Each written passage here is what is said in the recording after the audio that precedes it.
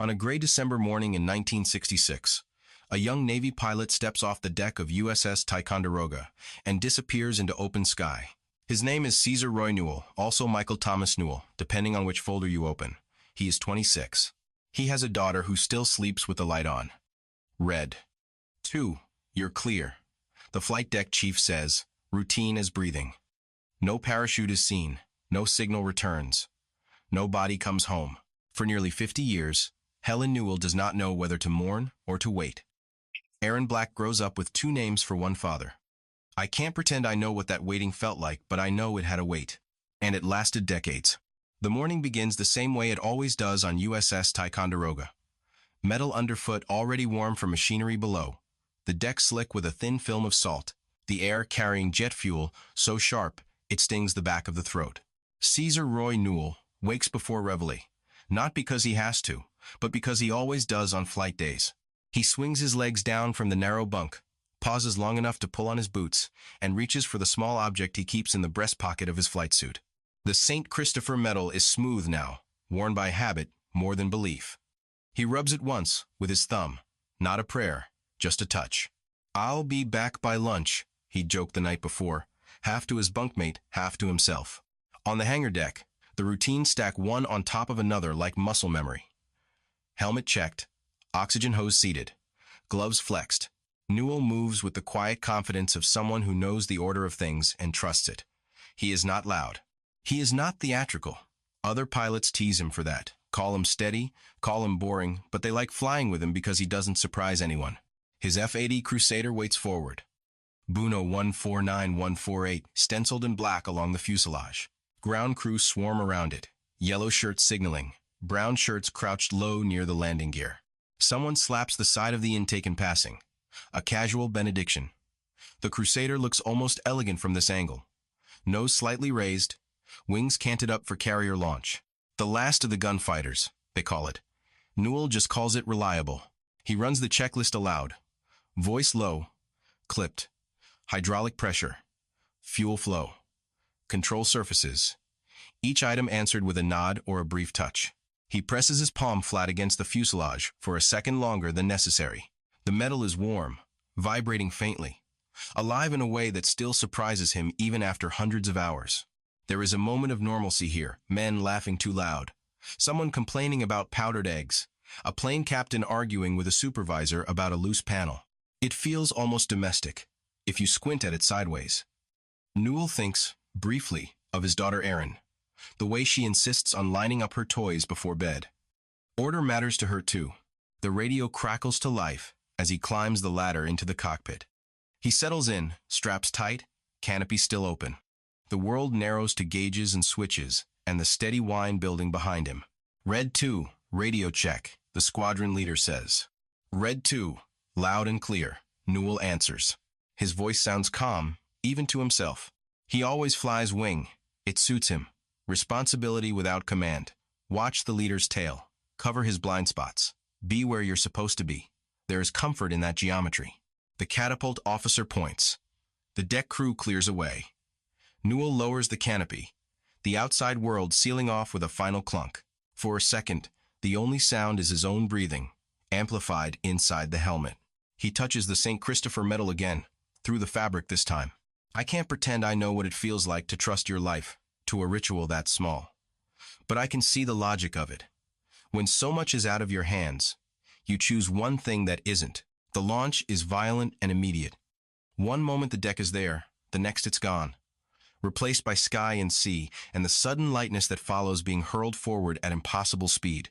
Newell's head snaps back. His hands stay steady on the controls. Training holds. They climb together, two silver shapes banking east toward their assigned patrol area. Combat Air Patrol, CAP. A routine mission, at least on paper. Fly the pattern. Deter anything hostile that wanders too close. Be seen. Be ready. As the carrier shrinks behind them, Newell lets his thoughts drift just enough to be dangerous. He thinks about Ellenville, New York, about the way the air smells in early summer when rain is coming. He thinks about his mother, Helen, who still sends letters with the same careful handwriting she used when he was a boy. He hasn't written back this week. He told himself he'd do it after this flight. There is a plan tucked away in his mind, modest and unfinished. After this deployment, he wants to take Erin to the ocean, show her where he's been launching from, let her feel the deck roll under her feet. He imagines her holding his hand too tightly, afraid of the water. He imagines telling her it's okay to be afraid of things that matter. The radio stays mostly quiet as they settle into formation. Newell checks his instruments again, a habit bordering on compulsion. Everything reads nominal. He adjusts his seat slightly, rolls his shoulders to ease the tension that always creeps in at altitude. Below them, the land comes into view green, uneven, broken by rivers that catch the light. It looks peaceful from up here. That contrast never sits right with him. He knows what's down there. He also knows his job is not to think about it. Red flight, maintain heading, the leader says. Still routine, still normal. Newell acknowledges, eyes scanning the horizon. He has a concrete fear he doesn't talk about. Not dying, exactly. But failing to do the one thing he's supposed to do. Missing a call, being out of position, letting something slip past because he was thinking about home. The Crusader hums beneath him, a constant vibration through the seat and the stick. The smell inside the cockpit is a mix of warm electronics and rubber and his own sweat. He wipes his glove against his thigh, then regrips the control. Minutes stretch. The pattern repeats. Turn, level, scan, turn again. There's a rhythm to it that can lull you if you're not careful. Newell fights that by naming things in his head. Altitude, airspeed, fuel remaining like a mantra. He doesn't know yet that this flight will be the one his daughter grows up circling without answers. He doesn't know his mother will read the same sentence over and over in an official letter, searching for something hidden between the words. All he knows is that he is where he's supposed to be, doing what he trained to do. A small joke comes over the radio. Something about bad coffee back on the ship. Newell smiles. Just a little. Save me a cup, he says. It's an ordinary line. It means nothing. It will be remembered anyway. The sun shifts as they move deeper into their patrol area, light catching the canopy at a harsh angle. Newell adjusts the visor. His world is reduced again to instruments and sky, and the steady presence of the aircraft beside him. He checks the St. Christopher medal one last time. Not consciously. Just because his hand goes there when he feels the edge of something approaching. There is no warning yet, no alarm. Just the continuation of a morning that began like all the others. Somewhere below, the ground crew on Ticonderoga are already turning toward the next launch, already wiping sweat from their faces, already forgetting the specific shape of Buno 149148 as it disappears into the haze. Up here, Newell holds formation, steady as ever, carrying with him a life that still feels intact. The first sign is not sound, but motion. A sudden, unnatural brightness blooming in the air between the two aircraft. The Bien Doi Tuong sees it out of the corner of his eye, a flash that doesn't belong to sky or cloud. Missile break, he shouts into the radio. The SA-2 detonates between them, a white-hot rupture that seems to tear the space itself. The shockwave slams into both Crusaders, rattling metal and bone alike. For a fraction of a second, Newell's cockpit fills with light and noise. Gauges dancing, warning tones overlapping in a confused chorus. Red 2, I'm hit, Newell says. His voice is strained but clear, alive, present. Fragments tear into the fuselage. Hydraulic pressure drops fast. The stick goes slack in his hand, then heavy, resisting him. The aircraft shudders, nose dipping, then yawing hard to the right. Smoke curls past the canopy, acrid and biting. I've lost hydraulics, he reports. Another breath. Engine spooling down. The Bien Doi Truong circles, eyes locked on Newell's jet. He is close enough to see panels missing, to see the Crusader struggling to obey commands that no longer fully reach it. He looks for a parachute. He looks for any sign of separation. Can you eject? He asks. There is a pause, seconds that stretch, elastic and fragile. Negative, Newell answers. Controls aren't responding. In Goa. Below them, the terrain rises fast. Forested hills folding into one another in deep green layers. From this altitude, it looks solid, unbroken. There is no open water, no clear landing, just land. The aircraft begins a shallow descent that Newell cannot arrest. He trims what he can. He adjusts throttle by instinct even as the engine coughs and fades. The cockpit smells wrong, now burnt metal, something electrical. His gloves are slick with sweat. I can't pretend I know what goes through a person's mind in those moments. But I know what he does next is not panic. It is sequence. Habit. The order of things. He tries the beeper. Nothing answers back. Red 2. Say again. The leader urges, his own voice tight now. Newell's reply is shorter. I'm going in. Those are the last words anyone hears from him. The Biendoitrung watches until he can't anymore.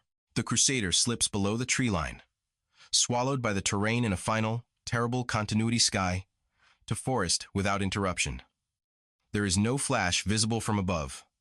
No plume. Just disappearance. Back on USS Ticonderoga. The day continues in pieces. Aircraft recover. Deck crews guide them in, one by one. Someone marks the board. One jet is missing. The initial report is factual, stripped of emotion by necessity. F-8 Crusader, Buno 149148, hit by surface-to-air missile. Pilot last heard alive. No parachute observed. No emergency locator signal received. The words travel faster than the aircraft ever could, moving through command channels, through typewritten pages and stamped envelopes. By the time they reach Helen Newell in New York, they have been pared down to their hardest edges. Missing in action, the officer says at her kitchen table. His cap rests in his lap. His shoes leave damp marks on the linoleum. We don't have confirmation of survival. Helen listens without interrupting. Her hands are folded, tight enough that her knuckles pale. She asks one question, and only one. He called out? She says. He was alive? Yes, ma'am, the officer answers. He made a final transmission. She nods. That single fact becomes an anchor. Alive after the explosion. Alive long enough to speak. In the days that follow, routine collapses around that idea. Helen keeps the phone close. She checks the mailbox twice a day, sometimes 3 times. Erin, still young enough to sense change without understanding it, watches her grandmother with quiet attention. She learns early that waiting can be a full-time occupation. The Navy shifts the designation. From MIA to Kia, BNR killed in action, body not recovered, administratively tidy, emotionally unfinished. There is no recovery mission. The area is too dangerous, the terrain too unforgiving. The war does not pause for one aircraft, one voice that went quiet mid-sentence. Command logs the coordinates as precisely as possible, then moves on. Months turn into years. The coordinates remain ink on a page, frozen. The forest grows back over whatever scars the impact left. Villages nearby continue their own rhythms, planting, harvesting, living with the distant memory of noise from the sky. Some remember seeing something fall. Some remember smoke. Some remember nothing at all. For Helen, the absence is active. It intrudes. She sets an extra place at the table without realizing it. She keeps Caesar's room exactly as it was the last time he visited, bed made tight, flight jacket still hanging where he left it. She dusts the St. Christopher medal she finds among his things, even though it no longer belongs to anyone who can wear it. Erin grows. Birthdays pass. School photographs replace one another on the mantel. She learns her father through fragments, stories repeated. A voice on an old tape. A name that appears twice in different forms on different documents. Michael Thomas, Caesar Roy. The duplication feels like a mistake, but no one can correct it. I can't pretend I know how a child organizes grief when it has no edges. But I know she learns to live with a question mark, where other children have certainty. Inside military files, Newell becomes a case, a number, a line in a ledger that still resists closure. Analysts review the incident. They note the lack of beeper signal. They note the absence of parachute. They note the last transmission. Alive. Then gone. Years later, when investigators will read these same lines, they will circle that word alive and linger there longer than the others. For now, the system does what it is built to do. It records, it files, it waits. And somewhere in a forest between Ngayon and Thanhua, the ground holds what fell from the sky without announcement, without marker. The war moves on around it. So do the people left behind, carrying forward a story that stops mid-air and refuses, for decades, to land. Nearly 3 decades later, the forest looks older than the war that passed over it. The path the team follows is narrow, pressed into the earth by years of foot traffic and rain. Leaves crunch under boots. The air is thick with moisture, carrying the smell of soil and decaying vegetation. For the investigators from JPAC, this is not unusual terrain, but that familiarity never makes the work feel routine. Here, the local man says, stopping suddenly.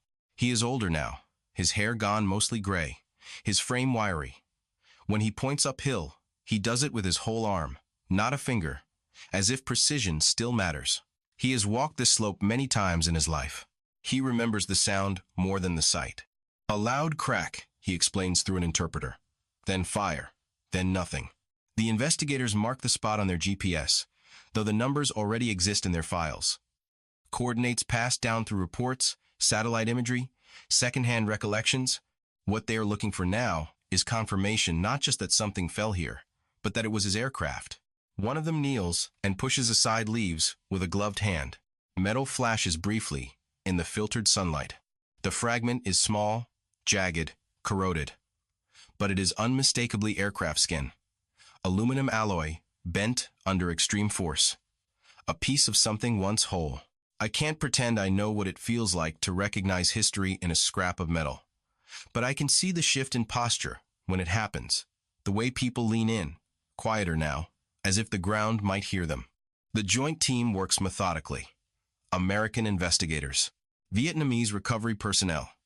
A choreography refined over years of cooperation. They fan out. Scanning. Probing. Flagging anything that doesn't belong to the forest. A twisted bracket. A shard of canopy. A fragment of wiring insulation that still carries a faint artificial color. Each find is photographed, logged, bagged. This matches F-8 construction, one investigator says quietly. More to the record than to anyone else. The confirmation does not bring relief.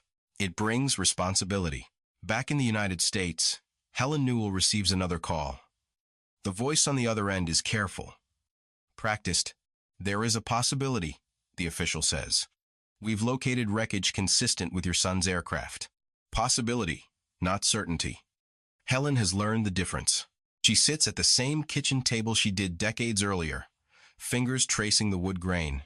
Aaron is grown now, old enough to understand what this might mean and what it still might not. So, they found him? Aaron asks later, tentative. They found something, Helen answers. That's all they can promise. The team returns to the site multiple times over the years that follow. Access is difficult. Weather closes in without warning, turning paths into slick channels of mud. Equipment has to be carried in by hand. Progress is slow, deliberate.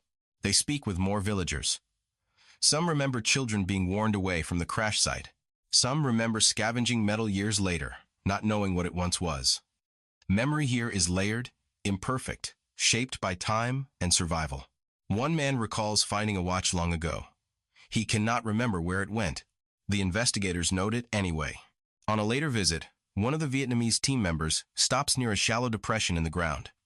He crouches, brushes away leaves, then soil. Something pale appears beneath the surface. Bone. The word is not spoken aloud at first. It doesn't need to be. They halt work briefly, reorient, document. This changes the scope of everything. From site survey to recovery, from aircraft to human. Each movement slows further now. Soil is sifted through screens, handful by handful. Every fragment matters. Every fragment could be the difference between possibility and proof.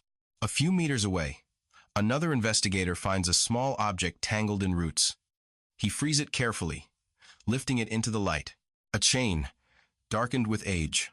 At the end, a familiar shape. St. Christopher. He doesn't say anything at first. He just holds it there, resting in his palm. For a moment, no one moves. This could belong to the pilot, he finally says. Not does. Could. The news travels back across the Pacific in fragments of language and cautious phrasing. Helen closes her eyes when she hears about the medal. She remembers giving it to Caesar before his first deployment, pressing it into his hand with a firmness meant to disguise fear. Don't lose this, she told him. I won't, he'd said, smiling. Aaron hears the story secondhand, but it lands with its own weight. An object, at last. Something that crossed the distance intact. I can't pretend I know how hope changes when it gains shape. But I know it becomes heavier, harder to set down. The JPAC investigators do not celebrate. They don't speculate aloud.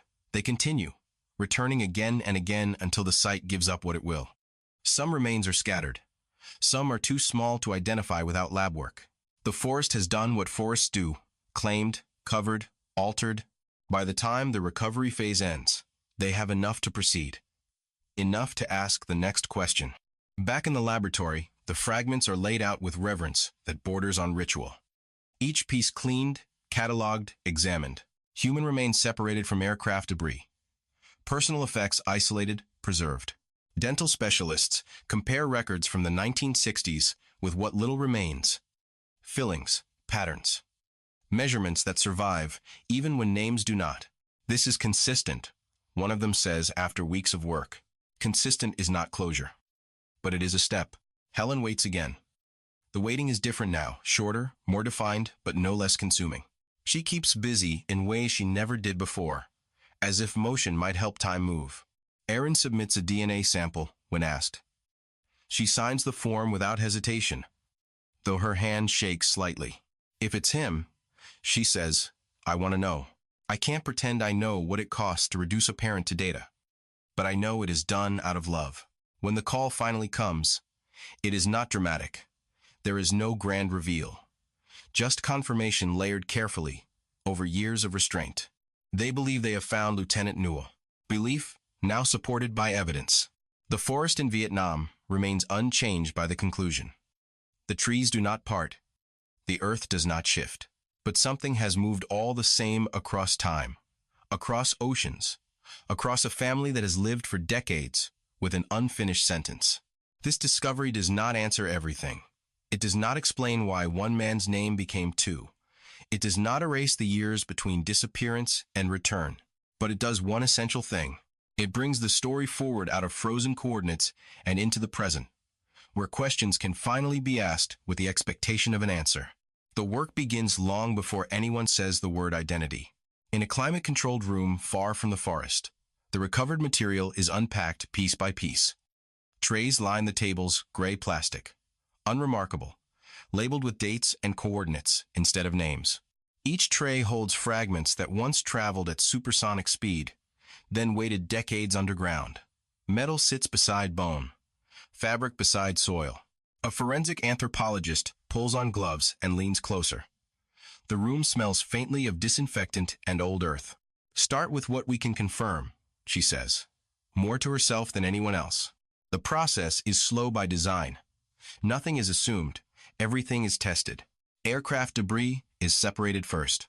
Specialists identify alloy composition, manufacturing marks, paint traces, the curvature of a panel, the threading on a bolt. These details don't tell a human story, but they narrow the field. F-8 Crusader, Navy configuration, mid-1960s production. That part is straightforward. The human remains are not.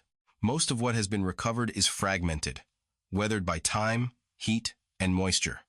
Tropical soil is unforgiving. Bone becomes porous, edges soften. Size alone is no longer a reliable guide.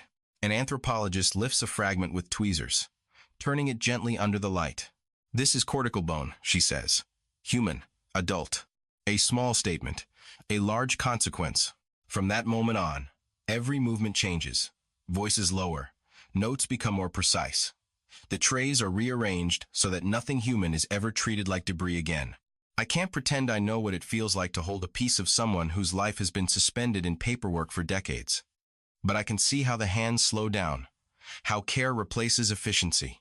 Dental evidence becomes the next anchor. Military dental records from the 1960s are pulled from archives. Handwritten charts, grainy x-rays, annotations made by dentists who never imagined their work would outlive the patient by half a century. Lieutenant Newell's file is thin but usable. A dental specialist overlays images, comparing angles and restorations with what little remains. There, he says, pointing. That filling pattern. It's uncommon. He doesn't smile. He doesn't look up. He just makes a note. Uncommon doesn't mean unique, but it matters. Nearby, another tray holds personal effects. The St. Christopher medal has been cleaned, but not polished. Its surface is dulled, the edges softened by years underground. The chain is intact, link still closed. A technician weighs it in her palm. Catholic metal, she says. Consistent with Navy issue or personal gift. The watch is more difficult. Corrosion has fused parts together. The face is cracked. Hands frozen at a time that no one records aloud. Serial numbers are partially visible. Likely worn at impact, someone notes. Likely is the language of this room. Nothing is declared until it survives scrutiny. Weeks pass. Then months. The evidence builds not as a single revelation, but as an accumulation, details aligning slowly, reluctantly, like pieces that prefer to remain separate. Bone fragments consistent with an adult male of Newell's stature. Dental features matching archived records. Aircraft debris aligning with the loss report from December 14, 1966. Still, no one closes the file, because indirect evidence, no matter how compelling, carries a burden. Families live with its consequences. DNA analysis enters next, not as a replacement, but as reinforcement. Mitochondrial DNA is extracted where possible, a painstaking process given the condition of the remains. The lab technicians work in silence, broken only by the hum of equipment. This sample is viable, one finally says. A request goes out to the family. Erin Black sits at a small desk, consent form in front of her. The language is clinical, careful. She reads it all anyway. If this works, she asks the official beside her, will it be final? He hesitates, not long, but long enough. It will be as final as science allows, he says. She nods and signs. I can't pretend I know what it means to offer part of yourself, to confirm the past. But I know it is an act of trust, placed not in memory, but in process. The comparison takes time. Results are reviewed, verified, reviewed again. Independent analysts cross-check findings. The chain of custody is audited down to individual handoffs. When the conclusion is reached, it is not dramatic. The remains are consistent with Lieutenant Michael Thomas Newell, the report states. Consistent, identified, accounted for. In 2007, the family is notified. The language is formal, but the moment is not. Helen Newell listens, seated, hands folded in her lap. When the call ends, she stays where she is for a long time. So, it's him, she says, eventually. Not a question. Yes, Erin answers softly. It's him. The burial at Arlington follows that year. Flags, uniforms, the measured cadence of ritual, a rifle salute that cracks the air, sharp and final. The casket is lowered. The ground receives what the forest held. For many families, this would be the end. For this one, the file remains open. Because somewhere inside the system, the name still does not settle. Michael Thomas Newell appears in most records, but another identifier, older, less common, lingers in archival cross-references. Caesar Roy Newell. It surfaces during audits, during database consolidations, during the transition from JPAC to DPAA, when cases are re-entered, standardized, checked for duplication. Why are there two names?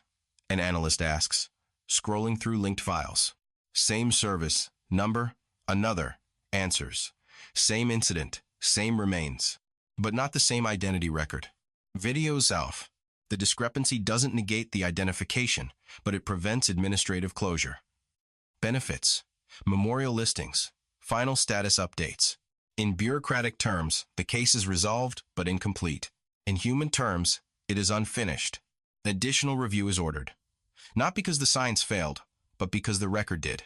DNA standards have advanced since 2007. What was once sufficient is now expected to be reinforced. The remains are re-examined. Samples retested. Comparisons rerun.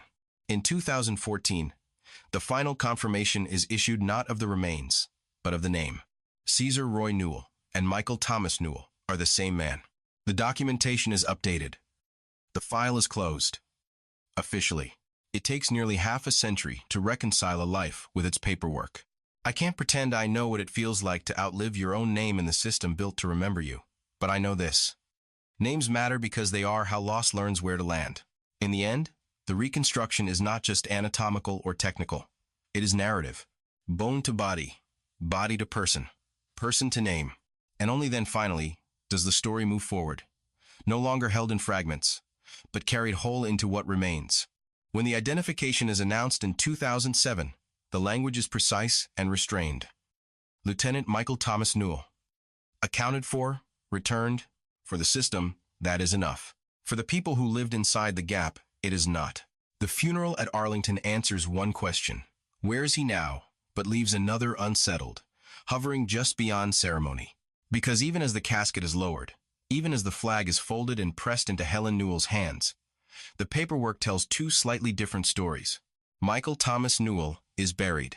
Caesar Roy Newell remains. No one explains this at first, because no one notices it all at once. In the years after the burial, Erin Black begins the quiet work of closing loops. She updates records, responds to letters, signs forms that still refer to her father as missing, even though she has stood at his grave. This must be a mistake, she tells one official on the phone. It happens, he replies. Older records, variations in enlistment names, but the variations persist. In some archival systems, the casualty is listed under Michael T. Newell. In others, particularly older Navy accounting logs and internal DPAA cross-references, the name Caesar Roy Newell appears, attached to the same service number, the same aircraft loss, the same coordinates in northern Vietnam. Two names. One set of remains. I can't pretend I know how it feels to realize that even after death, a person can still be divided.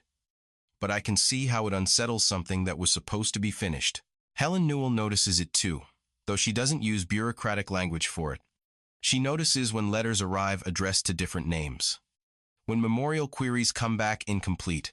They keep asking about him, she says once, frustrated, as if he's not already here.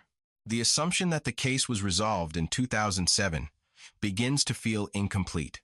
Inside DPAA, the file resurfaces during a comprehensive review of unresolved or administratively inconsistent cases. This is not an investigation driven by doubt about the remains. It is driven by standards. By 2014, the threshold for certainty has shifted. DNA analysis has become more robust. Mitochondrial comparisons are supplemented by stricter documentation requirements. Name reconciliation is no longer treated as clerical. It is treated as part of identification itself. An analyst flags the Newell case. Same service number, she notes. Same incident. Two personal identifiers. 10. Gather N1 reading. Could be a recording error, someone suggests. Or, she replies, it could be incomplete attribution. The distinction matters. Because in the world of accounting for the missing, a name is not just a label.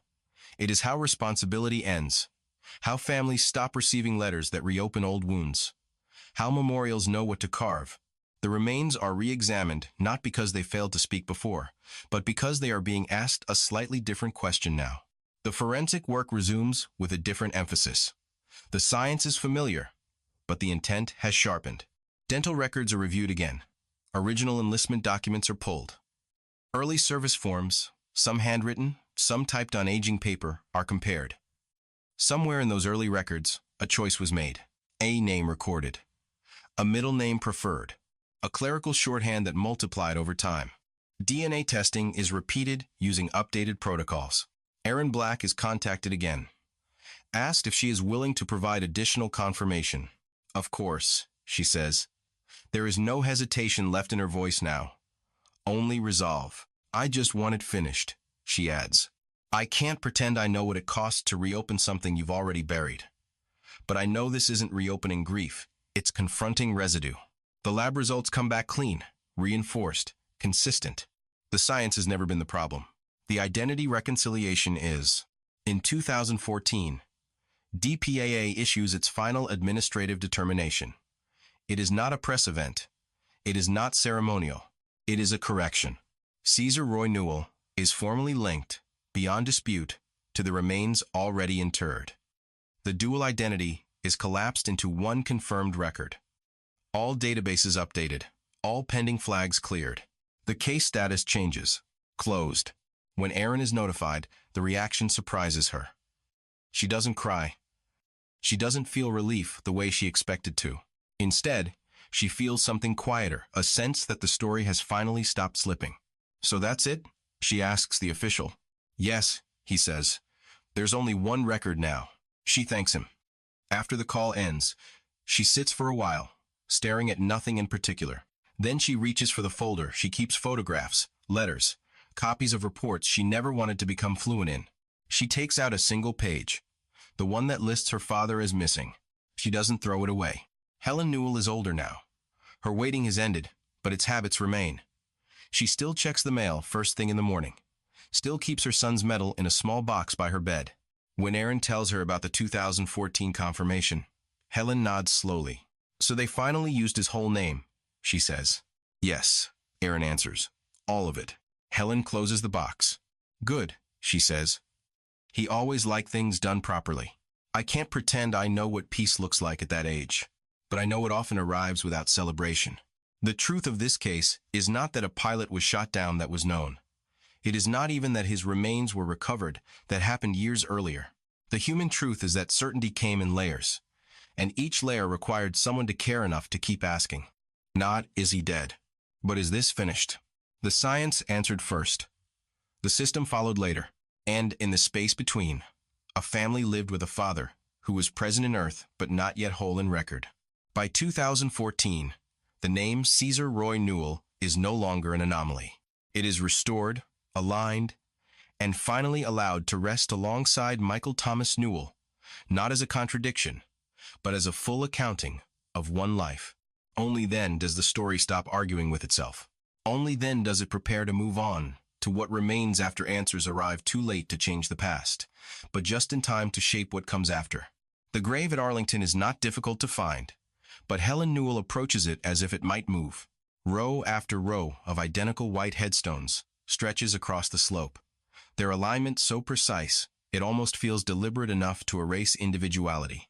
The morning air is cool, carrying the faint smell of cut grass and damp earth. Somewhere in the distance, traffic hums softly, a reminder that life outside this place never stopped. Helen pauses a few steps away. She has learned not to rush moments that matter. The name is carved cleanly into the stone. Lieutenant Caesar Roy Newell, United States Navy. Below it, the dates fix a life into numbers. She reads them again, slowly, her lips barely moving. Then she reaches out and lays her palm flat against the marble. It is cold. "I don't have to wonder anymore," she says, almost surprised by how steady her voice sounds. For nearly 40 years, wondering was her primary occupation. Wondering where he landed. Wondering if he was alone. Wondering whether hope was an act of loyalty or self-deception. That habit shaped her days more than she ever admitted. It crept into ordinary moments, washing dishes, setting the table, folding laundry, until uncertainty felt like a permanent condition. When the burial happened in 2007, people assumed the waiting had ended completely. Helen learned quickly that waiting does not vanish just because an answer arrives. It loosens slowly, like a muscle that has been clenched too long. What changed was not grief, but its direction. She no longer found herself listening for updates that would never come. She stopped scanning faces in crowds for a resemblance that had grown imaginary over time. The future no longer paused on her behalf. After the ceremony, after the rifle salute echoed and faded, after the folded flag was placed in her hands, she went home and slept through the night for the first time in years. Aaron Black comes to the grave later that day. She walks alone between the rows, reading names she does not know, each one briefly held in her attention before she moves on. When she reaches her father's marker, she stops and stands very still, as if the ground itself requires adjustment. For most of her life, her father existed as a story in progress that never progressed. She learned him through repetition, through what her grandmother said, through what documents suggested, through what photographs failed to update. His absence shaped her in ways that were subtle but persistent. She grew up cautious with certainty, careful with conclusions. Now, there is a place where the story settles. She kneels and clears a small patch of grass near the base of the headstone. It does not need cleaning. The gesture feels necessary anyway. "They finally put your whole name together," she says quietly. The sentence surprises her. She hadn't planned to speak. For years, the duplication of names felt like a metaphor she didn't ask for. Michael Thomas Newell in one place, Caesar Roy Newell in another. Two labels orbiting the same unresolved fact. Even after the burial, the contradiction lingered, as if the system itself could not quite agree on who had been lost. When DPAA completed the final reconciliation in 2014, it did not change where her father lay, but it changed how his life was held in record and how she carried it. I can't pretend I know what it feels like to inherit clarity after decades of ambiguity, but I know it rearranges memory. It gives edges to something that once spread everywhere. After 2014, practical consequences followed quietly. Letters stopped arriving with cautious phrasing. Forms no longer asked her to confirm details she had confirmed before. The case disappeared from lists that once refused to let it go. Helen noticed the difference first in the mail. "Nothing from them this month," she said one afternoon, half expecting the silence to correct itself. It didn't. The thick folder that lived on the dining room table, filled with reports, correspondence, photocopies of documents she had learned to read like a second language, was eventually moved to a drawer, then to a closet. Not because it stopped mattering, but because it no longer needed guarding. One object never joined it. The St. Christopher medal passes from Helen to Aaron, in a moment that feels ordinary at the time. They are sitting together, talking about errands, about weather, about nothing important. Helen opens a small box and places the medal on the table between them. "I think you should keep this now," she says. Aaron picks it up. The chain is warm from Helen's hand. The medal is smooth, edges softened by years of contact and burial and recovery. "He always touched it before flying," Helen adds. "Every time." There is no instruction in her voice, just a fact. The medal becomes part of Erin's life in unremarkable ways. It sits in a drawer beside her bed. Sometimes she carries it when she travels. Sometimes she forgets it's there until her fingers brush against it. He touched this, she thinks, whenever she notices its weight. That thought anchors her more than any story ever did. Among veterans who flew similar missions, the case of Newell becomes a brief reference point. At reunions, someone mentions it in passing. "They closed that one," a man says. "Took a long time." Heads nod. No one elaborates. The acknowledgement is enough. For DPAA, the file is used in training. Not as a cautionary tale about lost evidence, but as an example of how identification is not complete until the record itself agrees. The science had been solid for years. What lagged was the reconciliation of identity, the alignment of names, documents, and administrative truth. That delay mattered, because names are how loss becomes legible, how families stop being contacted by mistake, how memorials know what to carve. In Ellenville, New York, the story of the young man who left to fly jets over Vietnam has a clearer ending now. His name appears on local memorials without qualifiers. When Aaron visits, people still bring him up. "Your father," they say. "He was Navy, right?" "Yes," she answers. And this time, the sentence ends cleanly. I can't pretend I know how long the consequences of a war last, once the last document is signed. But I know they do not disappear when the file closes. They remain in habits that slowly loosen, in questions that no longer demand answers, in objects that carry touch across time. On certain days at Arlington, aircraft pass overhead commercial flights, distant and brief. Erin looks up every time. She tracks them until they fade into the sky. Once, standing beside the headstone, she says softly, "You landed." It is not metaphor. It is not comfort shaped into language. It is a statement of fact. He left the deck of USS Ticonderoga in 1966 and vanished into contested airspace. He returned decades later through soil, bone, science, and persistence. He arrived in stages first as remains, then as a name fully restored. What remains now is not a question. It is a place, a record that agrees with itself, a family no longer divided between waiting and mourning, and a life finally whole allowed to rest. In the end, there is no single moment when the story of Caesar Roy Newell truly ends. There is only a sequence of returns. A jet disappears into forest in 1966. A name lingers in files, split and unresolved. A set of remains crosses an ocean decades later. A record finally agrees with itself in 2014. At Arlington, the headstone does not explain any of this. It doesn't mention the SA-2 missile, the lost hydraulics, or the years of waiting that reshaped a family's life. It simply holds a name in stone and lets visitors do the remembering. "I thought knowing would hurt more," Aaron Black once says, standing there, but not knowing hurt longer. I can't pretend I know what it means to wait half a lifetime for certainty. But I know this much. Truth does not erase loss. It gives it boundaries. It gives it somewhere to rest. The forest in Vietnam keeps no marker. The sky does not remember the aircraft that failed to return. What remains is human effort. Scientists bent over fragments. Archivists correcting old assumptions. Families refusing to let a question harden into permanent uncertainty. Without that effort, Caesar Roy Newell might have remained a footnote, a divided name, a line item that never quite resolved. Instead, he is now accounted for not as an abstraction, but as a person. A pilot who took off, a mother who waited, a daughter who finally knows where to stand. And sometimes, that is all history can give back.